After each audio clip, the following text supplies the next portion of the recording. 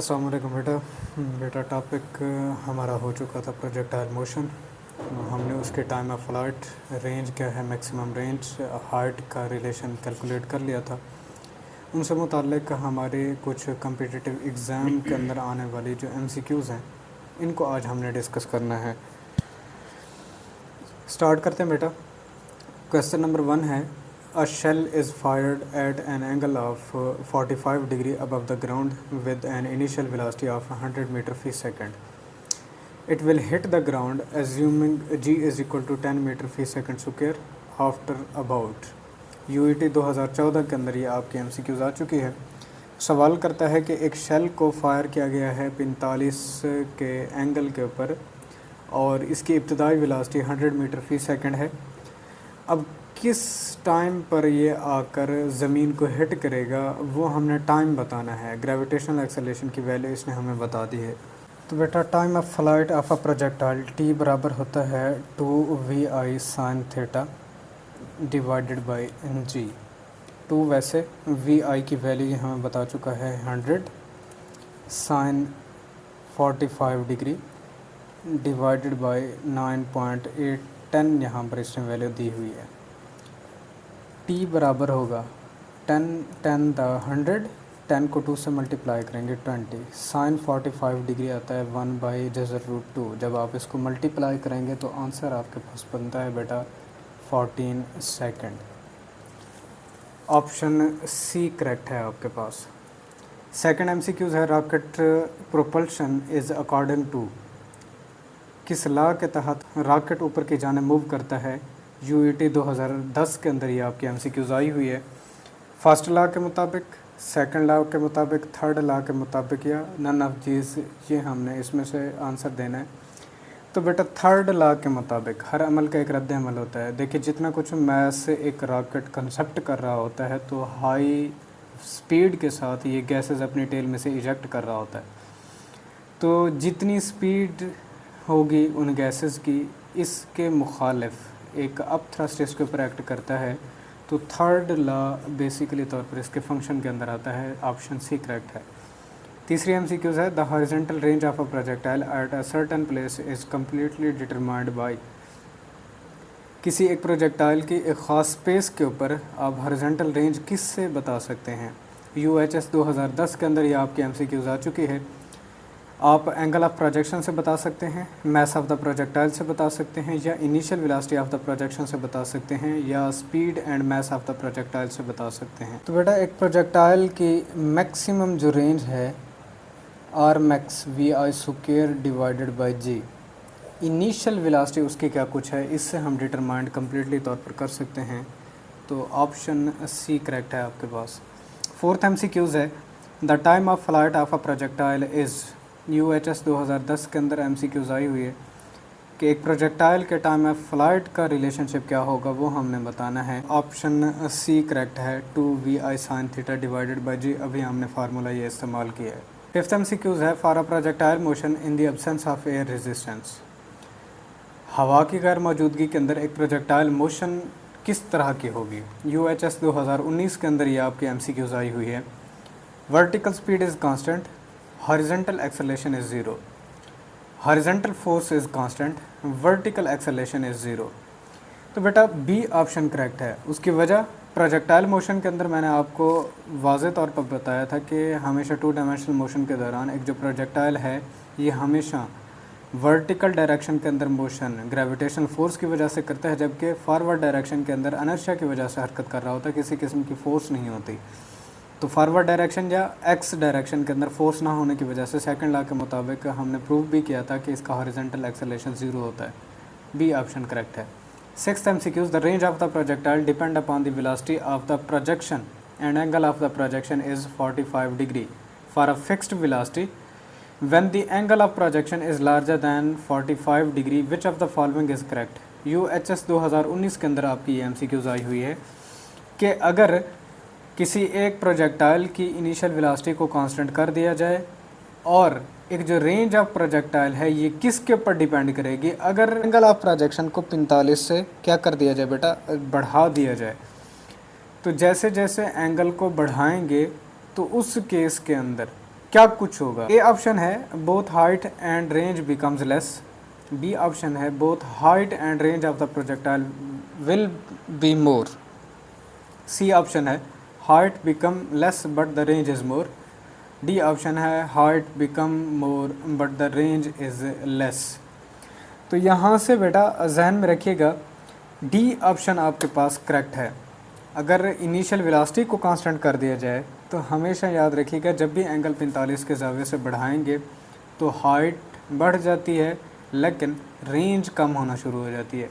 उसके लिए आपके पास दो फार्मूलिज्म है रेंज और हाइट के, यहाँ से आप कंपैरिजन कर सकते हैं। रेंज बराबर होती है हमेशा v I square sine 2 theta divided by g, जबकि हाइट के फार्मूला को अगर देखा जाए तो ये बराबर होता है we I square sine square theta divided by 2g के। अब अगर वी आई कांस्टेंट है जो उसने हमें कंडीशन में बताया हुआ है, जी ऑलरेडी कांस्टेंट है, तो यहाँ से देखें रेंज डायरेक्टली प्रोपोर्शनल होगी साइन 2 थीटा के, ठीक है बेटा, और जो हाइट है ये प्रोपोर्शनल होगी साइन स्क्वायर थीटा के। अब गौर करें साइन फंक्शन एक ऐसा फंक्शन है जिसकी वैल्यू 90 पर मैक्सिमम होती है, 1 हो जाता है।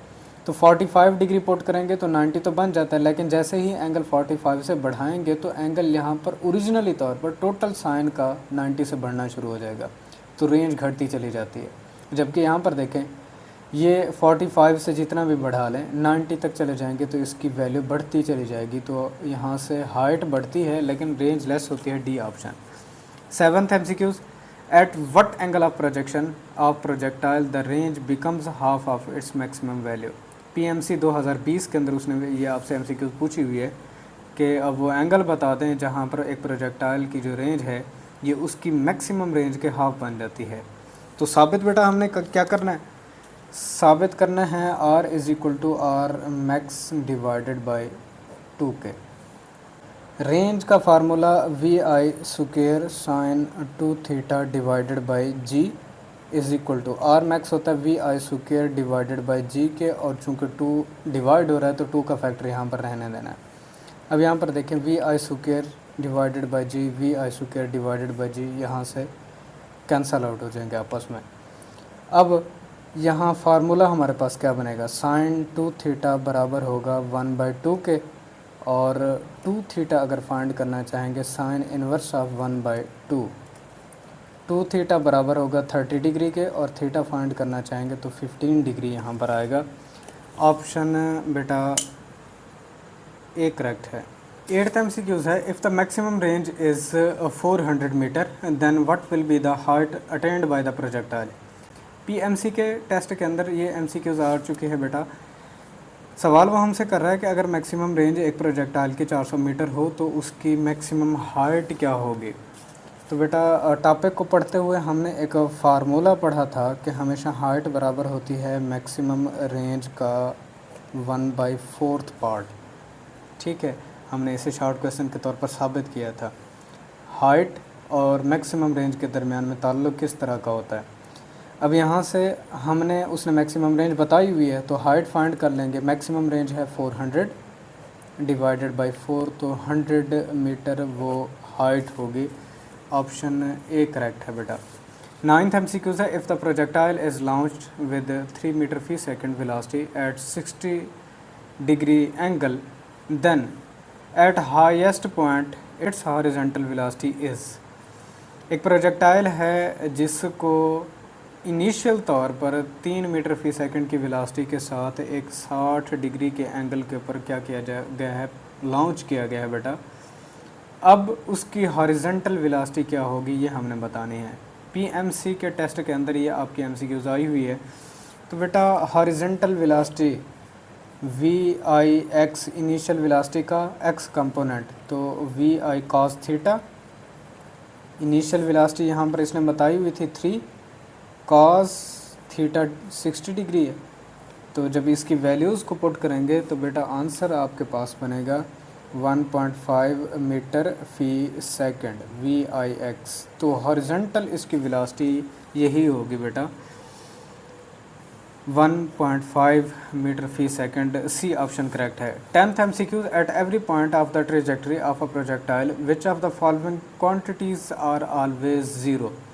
PMC के टेस्ट के अंदर आपकी MCQs आई हुई है बेटा कि एक प्रोजेक्टाइल के पाथ के दौरान वो कौन से पॉइंट हैं जहां पर कुछ क्वांटिटीज़ ज़ीरो रहती हैं। ऑप्शन है हमारे पास, ए ऑप्शन है हॉरिजॉन्टल वेलोसिटी, बी ऑप्शन है टोटल वेलोसिटी, सी ऑप्शन है वर्टिकल एक्सेलरेशन, डी ऑप्शन है हॉरिजॉन्टल एक्सेलरेशन। तो बेटा हमेशा जहन में रखिएगा प्रोजेक्टाइल मोशन के दौरान पाथ जब इसका ऑब्ज़र्व किया जाता है तो इसकी जो हॉरिजॉन्टल वेलोसिटी है ये कभी बदलती नहीं है। तो एक्सेलरेशन की डेफिनेशन के मुताबिक अगर हॉरिजॉन्टल वेलोसिटी बदल नहीं रही तो हॉरिजॉन्टल एक्सेलरेशन ज़ीरो होगा। तो ऑलवेज ज़ीरो जो चीज़ रहती है ये डी ऑप्शन है, हॉरिजॉन्टल एक्सेलरेशन होता है। 11th MCQs है, विच of the following is true regarding of the projectile motion. इनमें से कौन सी स्टेटमेंट ठीक है एक प्रोजेक्टाइल मोशन के मुतालिक। ए ऑप्शन है horizontal velocity is constant, B option है vertical velocity is constant, C option है acceleration is not constant, D option है momentum is constant. A option correct है। उसकी वजह कि इसकी हॉरिजॉन्टल वेलोसिटी हमेशा कांस्टेंट रहती है एक प्रोजेक्टाइल मोशन के दौरान, ये बात ठीक है। 12th MCQs है बेटा, जब एक बम को एक हॉरिजॉन्टल फ्लाइंग एरोप्लेन से रिलीज़ किया जाता है तो उस बम का पाथ क्या होगा, ट्रेजेक्ट्री क्या होगी, वो रास्ता क्या अडॉप्ट करेगा। ए ऑप्शन है पैराबोला, बी ऑप्शन है स्ट्रेट लाइन, सी ऑप्शन है अ सर्कल, डी ऑप्शन है अ हाइपरबोला। तो हमेशा याद रखिएगा बेटा जब भी एक प्रोजेक्टाइल या बम हो, कोई भी चीज़ हो, कोई ऑब्जेक्ट जिसे अंडर द ग्रेविटी रिलीज़ किया जाता है तो इसका पाथ हमेशा पैराबोलिक होता है। हम ऑलरेडी पढ़ चुके हैं, ए ऑप्शन करेक्ट है। 13 MCQs है, in case of projectile motion what is the angle between the velocity and acceleration at highest point. Projectile motion के दौरान एक्सेलरेशन और वेलोसिटी के दरमियान में क्या कुछ एंगल होता है। मोस्ट इम्पॉर्टेंट MCQs बेटा, तो जहन में रखना है बेटा जब हाईएस्ट पॉइंट के ऊपर एक प्रोजेक्टाइल पहुंचता है तो उस केस के अंदर एयर इज़, अगर एक प्रोजेक्टाइल की डायग्राम को देखा जाए इस तरह का ये एक पाथ, ये हाईएस्ट पॉइंट है, ठीक है बेटा। हाईएस्ट पॉइंट के ऊपर पहुंचते हुए वेलोसिटी हमेशा अब जो एक प्रोजेक्टाइल के पास रहती है वो सारी की सारी हॉरिजॉन्टल होती है। उसकी वजह हाईएस्ट पॉइंट के ऊपर vertical component of the velocity तो ज़ीरो हो जाता है। अब हॉरिजॉन्टल वेलोसिटी है और एक्सेलरेशन इसका टोटली ग्रेविटेशनल एक्सेलरेशन होता है। तो वेलोसिटी इसकी हॉरिजॉन्टल, जबकि इसका एक्सेलरेशन जो बेटा होता है ये हमेशा वर्टिकल डाउनवर्ड डायरेक्शन के अंदर मौजूद होता है। तो V और A के दरमियान में जो एंगल पाया जाता है बेटा वो 90 डिग्री होता है। सी ऑप्शन करेक्ट है।